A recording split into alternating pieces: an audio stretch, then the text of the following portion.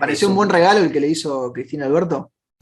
Me pareció, un mensaje cuasi mafioso, digamos, ¿no? En realidad, con mucha malicia, ¿no? Creo que ni privadamente me animaría yo a decirle a un presidente esto te va a pasar, leíste el libro porque lo que estás haciendo es lo que te va a pasar a vos. Realmente es increíble el límite que se ha llegado a esa relación enfermiza entre el presidente, que llegó a ser presidente por la vicepresidenta, y la vicepresidenta que lo puso de presidente y ahora lo niega, ¿no? Esto es, La Inquietud con Garrett Edwards. El lugar donde hay más preguntas que certezas.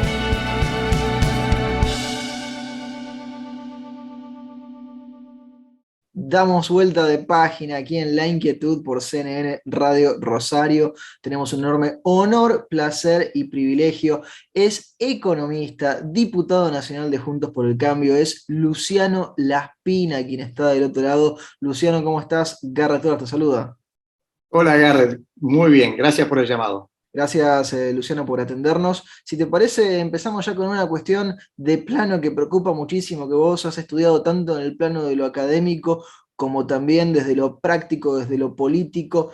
¿Cuál sería la reforma fiscal, te parece, Luciano, que tiene que proponer el próximo gobierno de Juntos por el Cambio? Mira, yo creo que en el plano fiscal, justo estoy terminando hace algunos minutos un seminario de un grupo de políticos que nos reunimos habitualmente a pensar temas. Puso un académico de nota respecto al gasto público en Argentina. Gasto público en Argentina consolidado para hacer grandes números prácticamente se ha duplicado desde los primeros años del gobierno kirchnerista, pasado de 25 puntos del Producto Consolidado, casi 50, 48 y algo, digamos, según el año. Y salvo los 4 años de reversión del gasto público que hubo durante la administración del presidente Macri, no ha parado de crecer. Incluso se revirtió toda la baja de los 4 años de Macri en los 2 primeros años de Alberto Fernández. Y una de las primeras conclusiones es que gran parte de los problemas que tiene Argentina en materia de gasto, primero tienen que ver con el sistema previsional. El régimen previsional ha generado una enorme cobertura, pero lo hace al mismo tiempo con una altísima informalidad del mercado laboral, lo cual lo convierte en sumamente deficitario. Se han entregado muchísimas jubilaciones sin aportes, y eso de alguna forma ha quebrado al sistema previsional con las sucesivas moratorias impulsadas por el kirchnerismo. Bueno, ahora hay que pagarlo. Esto es uno de los motores. El segundo motor de crecimiento del gasto tiene que ver con el aumento de los subsidios, subsidios tarifarios, subsidios sociales, los famosos planes sociales. Y también ha habido, sobre todo a nivel de las provincias fundamentalmente, pero también a nivel del Estado Nacional, un aumento vertiginoso del empleo público, digamos, ¿no? Que no ha parado de crecer en los últimos 10 años, mientras que el empleo privado registrado cayó. De modo tal que cada vez hay menos gente que aporta para sostener a más gente que vive del Estado. Y esto genera enormes desafíos que tienen que ver con que muchas de esas políticas son irreversibles. Claro. Y que solo el tiempo va a poder ir corrigiéndolas en la medida que tengamos, por ejemplo, un sistema previsional más sensato, más racional, más equilibrado, para lo cual hay que trabajar evidentemente en una reforma del sistema previsional, que básicamente elimine privilegios, que básicamente genere un esquema de incentivos para que las jubilaciones tengan correlación con la vida laboral del trabajador y los aportes que se ha hecho a lo largo de su vida laboral, que tengan en cuenta obviamente los cambios en la expectativa de vida de la población, digamos, ¿no? Como pasa en todo el mundo, donde en la mayoría de los sistemas previsionales la edad jubilatoria está de alguna forma, si vos querés, indexada o ajustada en función de las expectativas de la jubilación, de la población. Lo cual suena bastante lógico, ¿no? Que suena bastante lógico, porque la gente vive más, además quiere trabajar más. Hoy nadie se siente viejo a los 60 años, digamos, ¿no? Y antes, a los 60 años, la gente ya entregaba el carnet de conducir. El abuelo de mi mujer, me acuerdo, entregó el carnet de conducir, se decretó que era viejo ya, no manejó más. A los 65 años se jubiló y dijo, se recibió de viejo. Esto ha cambiado totalmente, digamos, ¿no? Y creo que todos esos cambios hay que ir incorporándolos en la legislación. Y después hay que hacer un trabajo enorme de reforma del Estado. reforma del Estado que va no solo racionalización del empleo público para que los servicios que se prestan sean o con menos empleados públicos o más eficientes, o una combinación de las dos cosas, sino también una racionalización de los programas de gobierno. Todo eso va a permitir de alguna forma empezar a reducir la carga del Estado, porque el Estado, en lugar de convertirse en un servicio para el sector privado, se ha convertido en una mochila enorme que carga con enormes impuestos, que no presta servicios de calidad, porque la educación se ha aumentado notablemente el gasto educativo en los últimos 10 años. Y los resultados son cada vez peores. Los resultados son catastróficos, entonces quiero decir que no hay, es mentira que es un problema de presupuesto, es un problema de organización, de ineficiencia. Obviamente, cuando uno mira el sector público, lo compara con el sector privado, el ratio de docentes por alumnos es escandalosamente más alto en el sector público, y hay que ir corrigiendo todas estas cosas para producir una reducción del gasto público que permita ir aliviando la carga tributaria. Este es el enorme desafío que tiene seguramente el próximo gobierno. Si el próximo gobierno no lo hace, puede terminar mal, como puede terminar mal el propio gobierno de Alberto Fernández, que va a llegar, creo yo, con la lengua al piso, a pesar de este ayudín que le ha dado el Fondo Monetario Internacional. Luciano, eras muy claro recién con muchos de los puntos de esta madeja completamente difícil de desenredar, casi un nudo gordiano. ¿Cómo se manejaría esa transición con un próximo gobierno en esta hipótesis de Juntos por el Cambio, con tarifas y dólar tan atrasados, en un contexto de 40% de pobreza que se agregan a esas complicaciones que vos ya nos mencionabas estructurales? Sí, Argentina está en un dilema. Es un dilema que se va agravando con el tiempo, que es que como el sector público es una máquina de generar crisis y desequilibrios y aumentos de impuestos y ahogar al sector privado, la sociedad se va pauperizando, entonces cada vez es más complicado ajustar las cuentas públicas en un contexto social más delicado, como vos recién bien mencionabas, y en ese círculo vicioso la Argentina se hunde cada día más, y obviamente la política le escapa a las correcciones de las cuentas públicas, porque obviamente son políticamente incorrectas. No garpa eso para la imagen, para la tapa del diario. No garpa para las encuestas de imagen, no garpa para la tapa del diario, pero sí garpa para el futuro de la Argentina y las futuras generaciones y para el presente de los trabajadores y los ciudadanos en general. Lo que pasa es que nadie quiere pagar el costo político de explicarlo, y la explicación es muy sencilla. La explicación es: todos los países que han atravesado crisis fiscales y por tanto inflacionarias, como los que Argentina ha tenido de manera recurrente en los últimos 70 años, en algún momento hubo alguien que dijo, bueno, hasta acá llegamos, yo no voy a convalidar este círculo vicioso de carencia, voy a ajustar las cuentas públicas, voy a corregir las cuentas públicas, y voy a aguantarme el costo político de la transición que existe entre corregir las cuentas públicas con algún impacto social, político y hasta recesivo, te concedo, en los primeros meses que se realiza, hasta que después despega el sector privado y empieza a compensar, una vez que vos equilibraste y dejaste de ser una máquina de generar perturbaciones, ruido, inflación, default, cambios en las reglas de juego, inestabilidad en sentido amplio, el sector privado empieza a despegar, y ahí las sociedades empiezan a progresar. En esta transición entre una cosa y la otra caen los gobiernos o pierden las elecciones, como le pasó a Macri. Probablemente el error de Macri fue que hizo las correcciones en la segunda parte de su gobierno, no en la primera mitad, porque eso hubiese permitido que rindieran frutos bastante antes de las elecciones de fin del mandato de Macri. Y esto fue parte de la autocrítica que el propio Mauricio hizo respecto a cómo se encaró la estrategia del gradualismo en aquel momento fiscal, en otro contexto social y político totalmente distinto, con una sociedad mucho más, engañada por la cortina de humo del kirchnerismo, que nos había dejado sin reservas, sin fondos previsionales, en default, con una brecha cambiaria enorme, que lo había dejado, digamos, básicamente sin energía, obviamente, fundido en todos nuestros stocks, con una tasa de inversión por el piso, pero que la sociedad no veía esa crisis. Ahora hay una conciencia mucho más clara de que el modelo kirchnerista está totalmente agotado y que hay que darlo vuelta. Y yo creo que la sociedad va a entender esto y va a tener la madurez de poder encarar esta corrección de las cuentas públicas al inicio del mandato, y creo que ese mandato social, más la fortaleza política de poder hacerlo, va a permitir que el sector privado rápidamente reconozca las nuevas reglas de juego, la nueva situación de equilibrio, y comienza a despegar la inversión, el empleo y las exportaciones.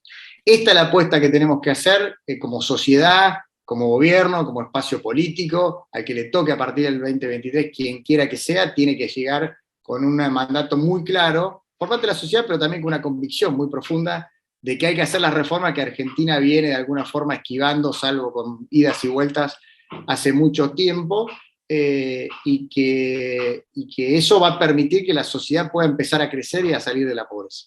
Luciano, recién utilizaste en la respuesta anterior una imagen muy prístina que uno se lo imagina rápidamente, un Alberto Fernández que llega con la lengua afuera, ¿sí? Casi como si estuviera en los últimos minutos del partido con lo que le queda. Esta semana tuvimos a la portavoz de Presidencia, Gabriela Cerruti, que utilizó la palabra H, si le ponemos ya un término, utilizó la palabra hiperinflación para tratar de calmar a los que están preocupados con la hiperinflación. Siguiendo con esta terminología, ¿ayudaría a Juntos por el Cambio que esto, y acá viene la terminología bien del barrio, explote antes del cambio de gobierno para que los cambios necesarios adquieran más legitimidad en la sociedad? Yo creo que como político, como, digamos, es muy difícil especular con esas cosas, porque obviamente nadie desea una crisis. Es cierto que el kirchnerismo se las ha arreglado para entregarle en el 2015 la bomba a punto de explotar a Macri. Macri de alguna forma, con el crédito enorme que generó el nuevo gobierno, pudo postergar muchas de las correcciones 2 años y como te decía antes, cuando se hicieron esas correcciones se hicieron tarde, quizás mal, y no llegaron a rendir frutos. Si hubiese ganado Macri, obviamente este sería otro país, porque yo estoy convencido que las 4 correcciones que hizo Macri en el frente cambiario, en el frente tarifario, en el frente monetario, en el frente fiscal, fueron los 4 colchones con los cuales pudo sobrevivir Alberto Fernández durante 2 años de pandemia, digamos, con una cuarentena eterna. Obviamente se los fumó, esos 4 colchones, y ahora está en el medio de una crisis, pero si Argentina hubiese continuado con ese programa de ordenamiento de su cuenta pública, el sector privado hubiese despegado, mucho más si lo hubiese hecho un gobierno peronista, ratificando las correcciones del gobierno anterior no peronista. Lamentablemente eso no ocurrió, no sabemos si fue por la pandemia, pero probablemente sea por el kirchnerismo. Y obviamente este fue una de las dificultades que nosotros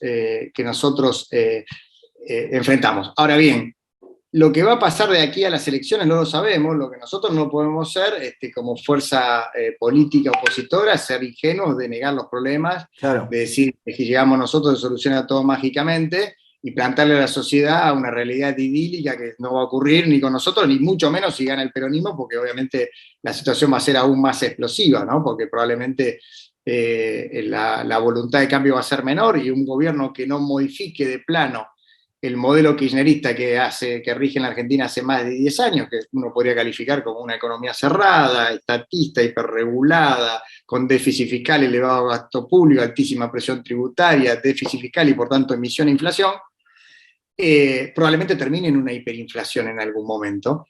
Entonces, ahí hay un mandato de cambio. Pero nosotros debemos ser realistas respecto a que el gobierno de Alberto Fernández nos va a dejar enormes problemas, y no se puede descartar que parte de esos problemas le estallen en la mano antes. Por ejemplo, el enorme refinanciamiento de deuda en pesos que se está provocando. Pero vos sabés que el programa con el fondo, de alguna forma le cerró el grifo del Banco Central para la impresión de dinero para financiar el déficit fiscal, pero le dejó abierto el grifo de la deuda.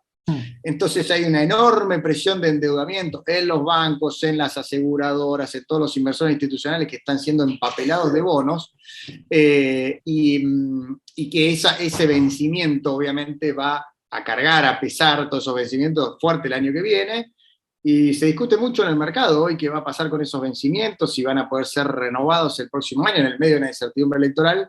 Este es uno de los riesgos que ciertamente enfrenta el gobierno de Alberto Fernández. Luciano, estás adelantado porque eso te lo iba a preguntar, ya lo respondiste con respecto a las reestructuraciones que potencialmente se vengan. Así que vamos a otro punto con algo que a mí me había parecido muy bueno de la gestión de Macri, quizá llegó un poco tarde, que fue el estado del Estado, ese informe tan completo con respecto a lo que había recibido Mauricio Macri en su presidencia.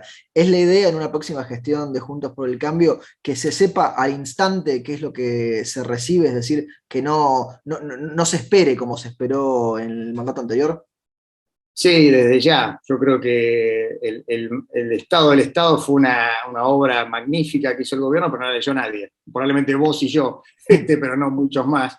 Y creo que desde el punto de vista de la comunicación no tiene que ser mucho más claro. Durante la campaña y durante los primeros días, como para dejar planteado cuál es el estado de situación y cuáles son las medidas que necesita la Argentina para salir adelante. Salir de este falso dilema en el cual nos mete la izquierda, esta antigua que hoy gobierna la Argentina, que básicamente nos dice que, bueno, la sociedad no soporta más ajuste, como si esto no fuera ajuste, como si 6 puntos de inflación mensual no fuese ajuste, como si 10 años de caída del empleo privado no fuese ajuste. No sabemos a qué le llaman ajuste. Probablemente ajuste le llaman al ajuste de su propio bolsillo, al ajuste de sus propias estructuras políticas y sus propios kioscos territoriales. Seguramente a eso le llaman ajuste, pero la sociedad está en ajuste hace 10 años. Entonces tenemos que poner en caja el sector público, tenemos que tener un sistema de precios relativos mucho más racional que el que tenemos ahora. No puede ser que Argentina tenga 16 precios distintos de la energía a lo largo de todo el país. Santa Fe tiene una de las energías de los costos eléctricos más caros de la Argentina, La Rioja de más barato, o sea que no hay ahí color político ni nada. Hay que equilibrar eso. No puede ser que haya subsidios indiscriminados. Hay que, como dije, equilibrar las cuentas públicas y hacer una reforma monetaria para que Argentina pase a tener una moneda estable. Todo eso hay que hacerlo rápido, con mucha convicción, para que dé resultados rápidos y para que el impacto sobre la sociedad sea el menor posible y para que podamos terminar con este espiral sin fin que nos está llevando a una decadencia como nunca, que yo creo que ya vamos a hacer, ya somos, ¿no?, un caso de libro de texto de un país que ha involucionado de estar entre los primeros del ranking mundial a estar entre los peores. Y nosotros como argentinos nos tenemos que poner como un objetivo sí o sí de nuestra generación, empezar a revertir esa decadencia, hacer el punto de inflexión. Después va a llevar muchos años de empezar a salir, pero lo que vamos a ver muy claro es que cada año estamos un poquito mejor y eso no es un eslogan de campaña. Estoy seguro que si lo podemos hacer al principio y lo hacemos bien, como siempre digo, estabilizar una economía, salir del populismo, parece sencillo, pero es muy difícil. Es como operar un corazón. Parece fácil porque es solo abrir, sacar el corazón viejo, poner el nuevo y cerrarlo. Pero es fácil decirlo, ahora nadie se animaría a operar un corazón así como se necesita un cirujano, un equipo de anestesistas, un monitorista, es decir, un gran equipo con mucha convicción y mucha preparación para llevar adelante todas esas reformas. Eso es quizás lo que nos faltó por la experiencia de la gestión anterior. Enfrentamos una salida del populismo con cierta liviandad, digamos. No digo liviandad de los equipos, sino con cierta liviandad de cómo plantearle a la sociedad la dificultad de la operación que teníamos que llevar adelante y plantearle como algo sencillo, donde el paciente podía seguir haciendo la misma vida que hacía hasta antes de la operación. Y creo que esto es lo que tenemos que plantear, explicar, y creo que esta vez, si lo hacemos bien, Argentina, con el escenario que tiene por delante en materia internacional, con precios agrícolas increíblemente altos, con el potencial de vaca muerta, que ya no es una expectativa. Vaca Muerta tiene hoy la productividad de los pozos de Vaca Muerta de shale gas están dentro del 10% más eficiente de los pozos en los Estados Unidos, digamos, ¿no? de la exploración de gas no convencional en los Estados Unidos. Los precios del gas natural licuado, que es lo que Argentina podría exportar rápidamente si solo logramos que vengan inversiones para hacer las plantas de liquefacción, podrían revertir rápidamente la balanza energética. Todo esto que hoy es, parece una dificultad, que es que los precios de energía subieron en un país que debería ser exportador de energía y no importador como volvimos a ser a partir del año 2020, es una enorme oportunidad. Si nosotros le ponemos un marco a la Argentina de reforma, de credibilidad, etc. Así que yo soy optimista, porque la verdad es que para estar en política y para tener ganas de enfrentar los desafíos que vienen, uno tiene que hacerlo con optimismo y con la esperanza de que va a salir bien. Luciano, penúltima pregunta y no te robamos más tiempo. Además de ser un hombre de la política, un hombre que hace, sos un hombre que piensa, te has dedicado y te dedicas a la academia, has estudiado, sos economista. ¿Qué libro tiene ahora en la mesa de luz Luciano Laspina? ¿Qué está leyendo? Bueno, tengo justo acá, tengo un libro de Oscar Camilló. Me gusta leer mucho de política, porque aprendo mucho. Memorias políticas de Oscar Camilló, que hizo paso obviamente por su experiencia bueno, por el desarrollismo y obviamente por su experiencia con Frondizi, también obviamente fue ministro de Menem, pero acabo de terminar el libro que más le gusta a Cristina, que es una temporada, Memorias de una temporada en el quinto piso, creo que se llama, de Torres, Juan Carlos Torres. Tuve 2 veces de profesor en la Ditela porque tomé algunos cursos de liderazgo social y político que él me daba clases de peronismo. ¿Te pareció un buen regalo el que le hizo Cristina Alberto? Me pareció un mensaje cuasi mafioso, digamos, ¿no? En realidad, con mucha malicia, ¿no? Creo que ni privadamente me animaría yo a decirle a un presidente, esto te va a pasar, leíste el libro porque lo que estás haciendo es lo que te va a pasar a vos. Realmente es increíble el límite que se ha llegado a esa relación enfermiza entre el presidente, que llegó a ser presidente por la vicepresidenta, y la vicepresidenta que lo puso de presidente y ahora lo niega, ¿no? Es un libro realmente que habría que leer, porque es un libro apasionante entre las tensiones entre la economía y la política, y cómo la política, la ideología a veces se interpone y se choca contra la pared de una cosa tan simple como la restricción presupuestaria, que es la que vos y yo tenemos en nuestra casa, pero que parece que a nivel del Estado-Nación no existe. No existe no solo porque haya una capacidad de emitir moneda, que ese es un aspecto que destacan algunas personas que dicen, bueno, si nos quedamos sin moneda, nos quedamos sin capacidad de emitir. Pero como podés emitir deuda, digamos, no tendrás moneda, como tuviste en la convertibilidad, y emitías deuda, o como Ecuador, que acaba de salir dolarizado, acaba de salir de una reestructuración de la deuda como nosotros, y está en un programa con el Fondo Monetario Internacional, igual que nosotros. ¿Por qué? Porque no hizo el resto de las correcciones fiscales que tenía que hacer.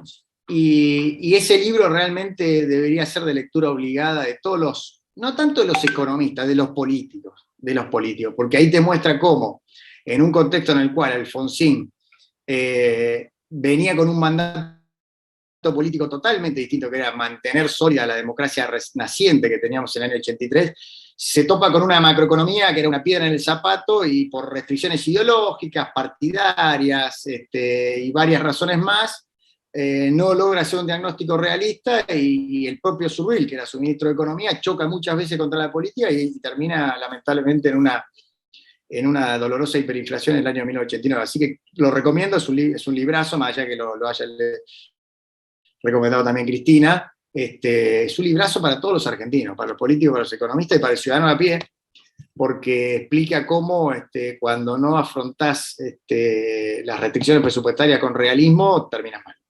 Luciano, la última pregunta se la hacemos absolutamente a todos nuestros entrevistados en este ciclo, porque el programa se llama La Inquietud y el nombre es un juego de palabras. ¿Qué inquieta a Luciano Laspina? Inquieta hoy por hoy, me quita el sueño la ingeniería política y económica que vamos a tener que desplegar para derrotar el populismo. Creo que las trampas, el campo minado que nos deja el populismo en retirada es enorme. Y si en el 2015 los desafíos eran grandes, en el 2023, si nos toca volver a gobernar, créeme que van a ser incluso mayores. En términos sociales, de mayor pobreza, mayor brecha cambiaria, mayor déficit fiscal del Banco Central, mayor inflación, y lamentablemente mucho menos crédito externo y confianza de los inversores en la Argentina. Por todas esas razones, creo que eso es un poco hoy lo que me desvela, ¿no? Encontrar la secuencia correcta para esas reformas que Argentina necesita, que sean eficaces, eficientes y socialmente tolerables. Luciano, te agradecemos muchísimo el tiempo que te has tomado para charlar con nosotros y con nuestra audiencia, y te mandamos un fuerte abrazo. Igualmente, Gareth, te mando un fuerte abrazo y gracias por el llamado. Lo teníamos a Luciano Laspina aquí en La Inquietud por CNN Radio Rosario. Esto fue La Inquietud con Gareth Edwards. Síguenos en redes sociales y en www.edwards.com.ar.